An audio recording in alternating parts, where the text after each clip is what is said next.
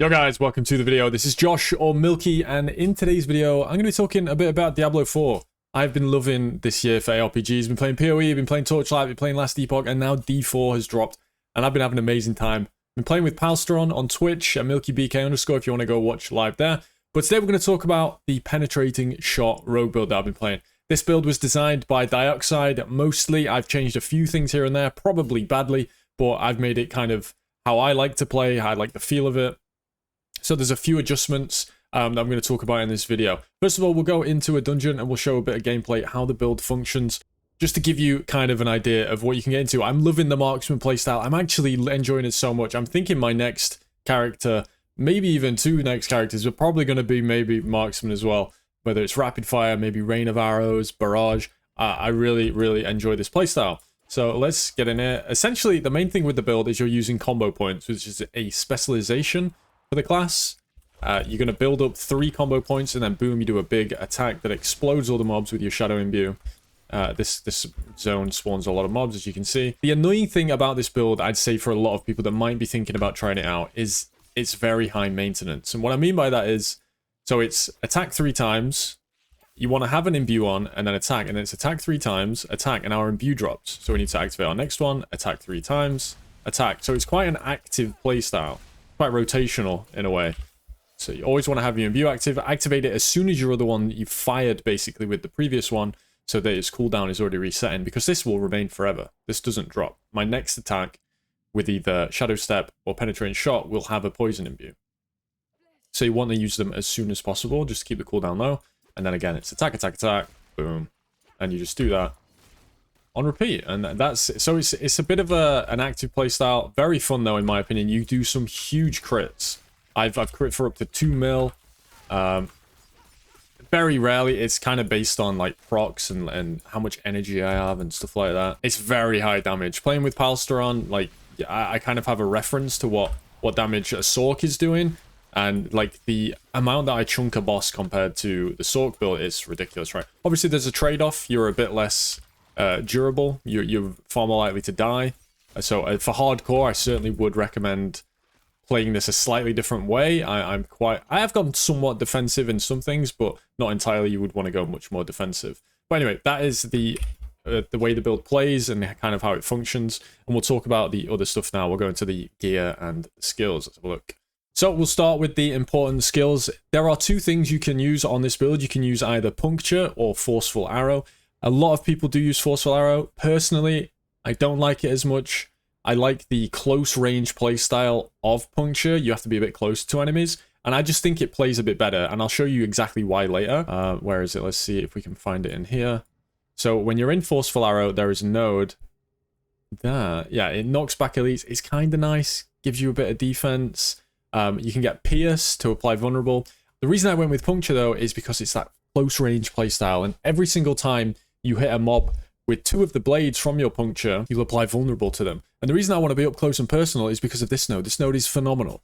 It's quite difficult to get Leech in this game, and giving up on this in order to be more ranged, for me at least on softcore, wasn't a good trade-off. I would rather be up close and personal and get those heals every time I crit. And the main reason for that is there's things like proxy shields, where you have to be right inside the mob's AoE to be able to do any damage. There's also the defensive mobs that you want to jump onto and be close to, so you can target them down before you kill everything around them.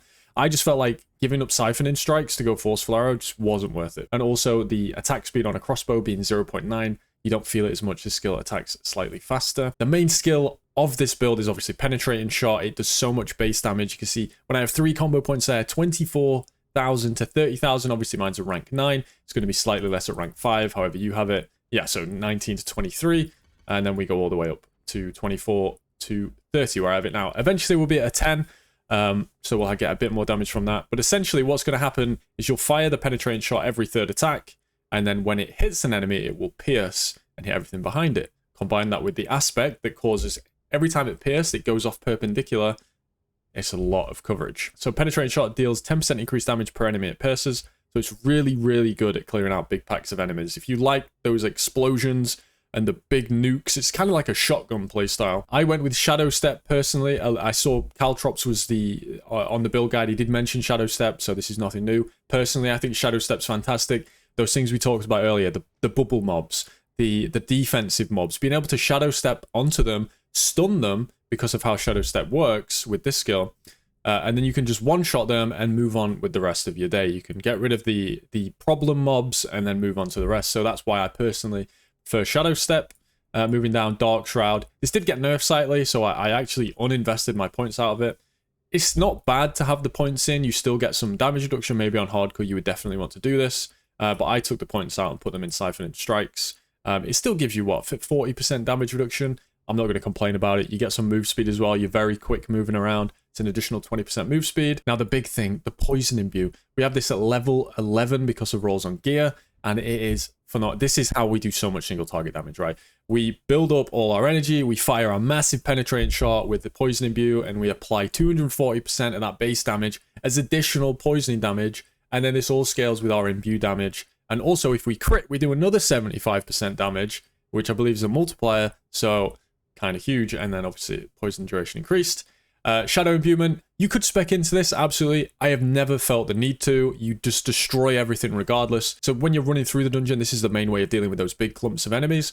Poison Imbue is more for those single target mobs, those elites, those bosses. But Shadow Imbue is a fantastic way just to clear huge packs. And a way to solve your energy problems, if you have any, is to grab Consuming Shadows. Each time you kill an enemy with shadow damage, you generate 10 energy. Brilliant. Get 10 energy back, you'll be able to cast more skills, and then you'll be good to go. Because you will be running out of energy early on when you're going attack, attack, attack, spend, attack, attack, attack, spend. It's like a builder-spender combo.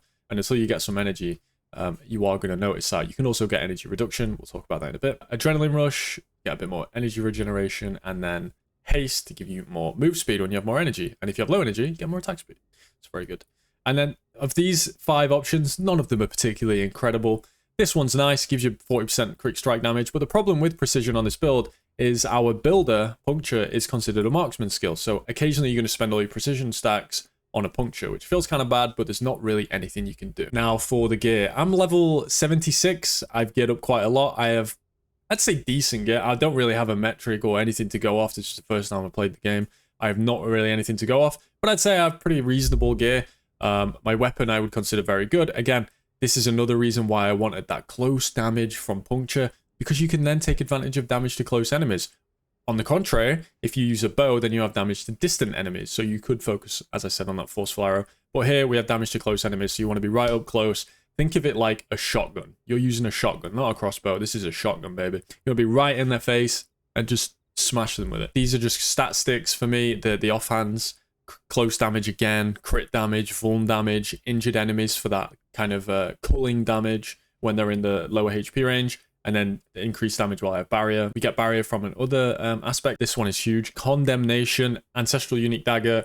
Obviously I got exceptionally lucky. I have a 40% roll, so I deal 40% increased damage as a separate multiplier whenever I spend 3 combo points. So this is just it's just 40% more damage essentially for the build. So yeah, you do want to get one of these. If you can't get it with the 40% roll, like anything's going to do, it's 20% additional damage at the very least. So very, very good. In terms of helmet, this is where we're getting a lot of levels to our poison imbue. Then we have cooldown reduction, so our imbues are up more. Life, poison res. Poison damage seems a bit crazy. That's why the only resistance I've chose to spec into is poison res. That's why this helmet is upgraded to 5. This is pretty much what I want in terms of mods. I don't think there's anything else I'd really want. Armor, this one is on its way out. As soon as I get something better, it'll be gone, but it's life, armor, stats, a bit of damage. This could be a lot better if I got like life, armor, maybe some kind of DR, gloves, +4 to penetrating shot. Ideally, this would be +5. This one isn't one that can roll that high. I have min roll on the crit. I have a decent attack speed roll, but these gloves could easily be changed. Legs are going to be your biggest source of damage reduction. You can get flat damage reduction in terms of this, like this 7.2 roll here. You can get conditional damage reduction, like when enemies are poisoned, which is going to be up a lot of the time for you when you need it. And then there's other sources of damage reduction you get from your legs. So this is a great source for you to get some defense. And of course, there's the barrier enchant that I mentioned. When I damage an elite, I gain a barrier. Boots, we've got move speed, rank of shadow step, bit of poison res, all stats. All stats could be something better, but it's what it is. Shadow step, I don't know, it's just, it rolled. So I stuck with it, and I'm using shadow step, so why not? Neck, you could get some incredible things on neck. This is like the hardest slot to roll in the entire game. You can get additional levels to passives, those ones that I showed you that give you weapon mastery. You can get levels to these small passives on your neck, but there's a lot of them, so that's quite difficult to get. Energy cost reduction is really nice. It means that I never have to worry about energy. Imbuement skill cooldown. Personally, I want to get this build to a point where I can go attack, activate my imbue, attack, attack, attack, spend, attack, attack, attack, spend, second imbue, and I'm constantly on that rotation, and I never have downtime between my imbues. I'm not quite there yet, but I hope to be soon. And then +2 levels to my imbuement, so that's what gets our level 5 up to level 11 with the +4 here and the +2 there. Rings, great source of damage, flat crit, imbued skill damage, crit damage, vuln damage, poison damage. There's so much you can get on a ring, but mine here are just, as I say, crit, poison damage, vulnerable damage, crit damage. Really nice. So that's the gear. Socketed in, we have orange gems for the reduced damage taken while CC'd. We don't really have many ways of getting unstoppable, just this imprint, which causes me to be unstoppable if I get injured while crowd controlled. So it's kind of like a get out of jail free card. But then obviously for 40 seconds, you're in trouble town. So be careful. Now, this is where there's a lot of guesswork here. I followed some of what Dioxide did. I have also tried venturing out on my own into the wilderness. But for the very first one, at least, this is what Dioxide has. With the crit damage, I've got this one leveled up to 15, so we're getting a 60% almost additional crit strike damage. Very nice. We also get some percent damage here, which is very important. You don't actually get that much percent damage outside of the Paragon tree. Obviously, on the weapons, we have a lot. But before you get those good weapons, this is going to be a large source of your percent damage. So very good place to pick that up. Then we come in and we get the vuln damage. This is only 7.3% now. It might as well not be there. But once I level it up, it'll be much better. What is it? Strength. So what we can do is filter strength. And you can see as soon as we level this up again, we're going to get 1, 2, 3. We'll get a bit more strength. It'll be really nice. In here, this is imbued skill damage. So we're gaining a lot of damage for our poison imbue and our shadow imbue. Also, we come up and we take the legendary node. And then obviously you've got all the percent damage nodes again, a bit of cooldown reduction. There is one, where is it? On this, casting imbuement skill reduces the active cooldown of another random imbuement skill by 0.5 seconds. This is kind of nice. It's nothing crazy. I don't know if this scales up as we level it or not. But right now, you know, it means we have more chance of having that playstyle that I described, where it's you never have downtime on your imbues. And then for the next one, I've chosen to come into Exploit Weakness because this little cluster right here just seems really good. You can grab 10% vuln damage, some dex, more vuln damage over here, even more vuln damage. Maybe you could even venture off to get Hunter Killer to get more damage to elites. Just seems like a really nice board. Maybe I kind of just chose this one myself. Maybe it's wrong, but this one seems pretty nice. And we're going to quickly get through into the next board afterwards. So we can pick up a nice cheap glyph and then just go straight into the next one because we do have the points to get another glyph after this one. So yeah, that is the build. I've been loving Diablo 4 so far. If you want to come and watch me play it, it will be on twitch.tv/MilkyBK. As for people who are maybe familiar with me and know what I've done on PoE, Torchlight, I obviously love farming the end games in these games.